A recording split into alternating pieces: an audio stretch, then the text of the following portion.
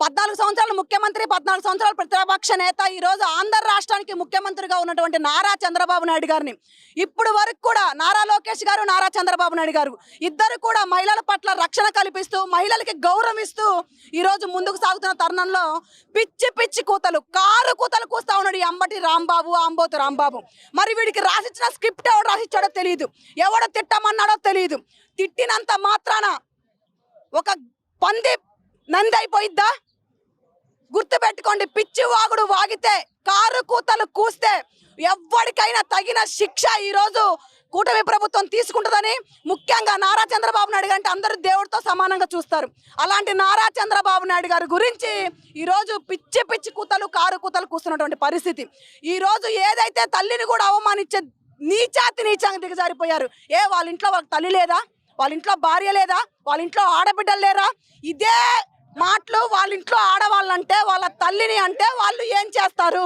వాళ్ళు మనశ్శాంతిగా బతకగలరా? నడి రోడ్డు మీద తిరగగలరా? సిగ్గు శరం లేకుండా బతుకుతా ఉన్నారు ఈరోజు అంబటి రాంబాబు కానివ్వండి, వైసీపీ నాయకులు కానివ్వండి.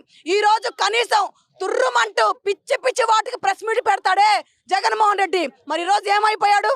కళ్ళు కనిపించట్లేదా? చెవులు వినిపించట్లేదా? ఒక పెద్ద ఆయన్ని, తండ్రి వయసు అంతటోని పట్టుకొని పిచ్చి వాగుడు వాగుతా ఉంటే ఒక ప్రెస్ మీట్ పెట్టడానికి ఏం పోయే కాలం, ఏం మాయరోగం అని అడుగుతా ఉన్నాను. పిచ్చి పిచ్చి వాటికైతే పిచ్చి పిచ్చి మాటలు మాట్లాడడానికి వాడు వీడు అనడానికి వస్తాడు ప్రెస్ ముందుకి. మరి ఈరోజు జగన్మోహన్ రెడ్డి ఏమైపోయాడు? ఆయన నాయకత్వంలో జరుగుతుంది కదా, మరి ఏమైపోయాడు? అంటే అతనే తిట్టమని చెప్పాడా? రానున్న రోజుల్లో ఏదో 30 సంవత్సరాల తర్వాత అధికారంలోకి వస్తే ఒక మినిస్టర్ ఇస్తానని చెప్పాడా? అందుకే తిట్టమని చెప్పాడా? అందుకే వీడు తిట్టాడా? రెచ్చిపోతా ఉన్నాడా? ఇంట్లో కుక్క కూడా భయపడదని చెప్తా ఉన్నాడు. సవాల్ విసురుతా ఉన్నా అంబటి రాంబాబు, కుక్క కాదు కదా, నువ్వు బయటికి వస్తే కదా నీకు మా నాయకులు, ఈరోజు కూటమి ప్రభుత్వం పోలీసులు నీకు ఎవరు అవసరం లేదు, లా అండ్ ఆర్డర్తో పని లేదు. నీకు దమ్ము ధైర్యం ఉంటే ఏ నియోజకవర్గం కూడా అవసరం లేదు. బోండా ఉమా గారి నియోజకవర్గం, సెంట్రల్ నియోజకవర్గానికి వచ్చి చూడు ఒకసారి. మహిళమ్మ తల్లులే వస్తారు, వాళ్ళని ఎదుర్కోగలవా? వాళ్ళని ఎదుర్కొనే సత్తా, దమ్ము, ధైర్యం నీకుందా? కుక్క భయపడిద్దో, నువ్వే భయపడతావు, మేము చూపిస్తాం. నీకు దమ్ము ధైర్యం ఉంటే, నువ్వు మగాడివే అయితే జైలు నుంచి బయటకు వచ్చాక అదే మాట మాట్లాడు. నువ్వు ఈ రోజు బెయిల్ కూడా తీసుకోనని చెప్తా ఉన్నావు. నువ్వు చేసిన తప్పు కాదా?